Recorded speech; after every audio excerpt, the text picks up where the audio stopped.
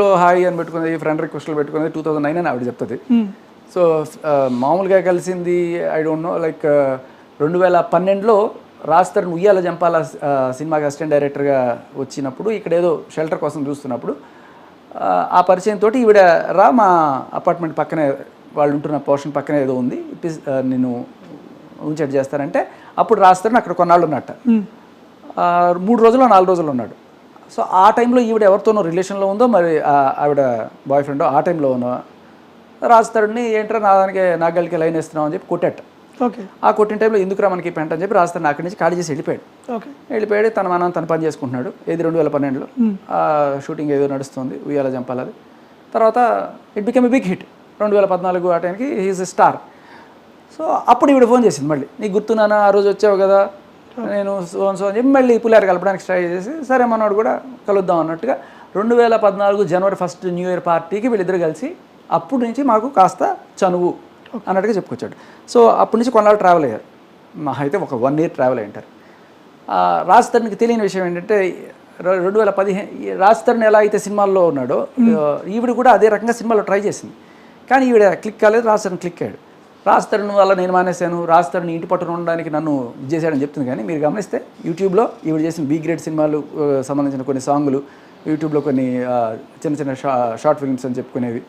ఆ చింటూ అని ఇంకొక ఆయన ఉంటాడు కదా, వీళ్ళిద్దరూ ఒక డ్రగ్ పెడలింగ్ కేసులో వీళ్ళిద్దరికి కామన్ అఫైర్. ఈవిడ దొరికిపోయిన కేసులో ఈవిడ సికింద్రాబాద్ దొరికిపోయింది, ఎవరమ్మా నీకు ఇచ్చారంటే చింటూ పేరు చెప్పింది. సో ఆయన దొరకలేదు, బట్ ఈవిడ దొరికిపోయింది ఆ కేసులో. అలా ఆ చింటూ అనే అతను ఎవరంటే 2015లో ఈవిడతో షార్ట్ ఫిల్మ్ చేశారు.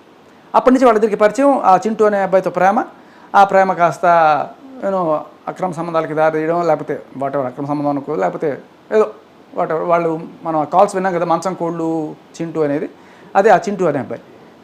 సో అది రాజ్ తరుణ్కి తెలియదు. 2015కే ఐ థింక్ రాజ్ తరుణ్తో ఉంటూనే ఆర్ చింటూతో ఈ షార్ట్ ఫిల్మ్ చేయడం, అతనితో క్లోజ్గా మూవడం, డ్రగ్స్ అలవాటు కావడము ఇవన్నీ కూడా జరిగినాయి.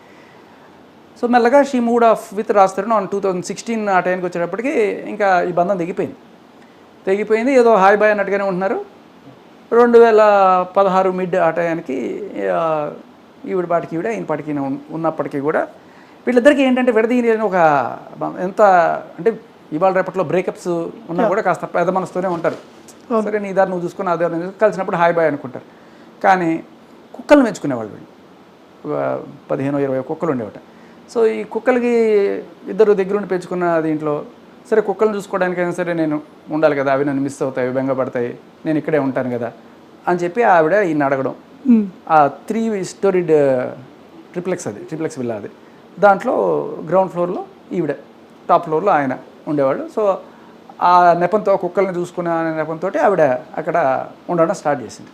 సో సరే ఉంటుంది అనే ఆ కోణంలో ఆయన ఇచ్చినా కూడా తర్వాత ఏమైంది, ఇంటికి ఈ చింటూని మస్తాన్ సాయిని వీళ్ళందరినీ తీసుకురావడము, డ్రగ్స్ చేయడము. ఆ పని అతను వచ్చి చెప్పాడు మనకి, ఆయన పేరు శ్యామ్ అనుకుంటా, ఇంట్లో పనిచేసే అతను. సో ఇంజక్షన్లు అతనితో తెప్పించుకోవడము, డ్రగ్స్ ఎక్కడెక్కడ పెడుతుంది, గంజాయి. అంటే మస్తాన్ సాయి సంబంధించినటువంటి ఇష్యూ కూడా నేను మాట్లాడతాను. ఇందులో కూడా క్లారిటీ కావాల్సింది ఏంటంటే మీకున్నటువంటి నాలెడ్జ్లో అక్కడ ఉన్నటువంటి పరిస్థితుల్లో వీరిద్దరికి పెళ్ళి అయిందా కాలేదా? అస్సలు నెంబర్ 1 పెళ్లి కాలేదు. ఈ వీడియోనే దానికి సాక్ష్యం. ఈవిడ పంపించిన ఈ వీడియో ఏదైతే ఉందో అదే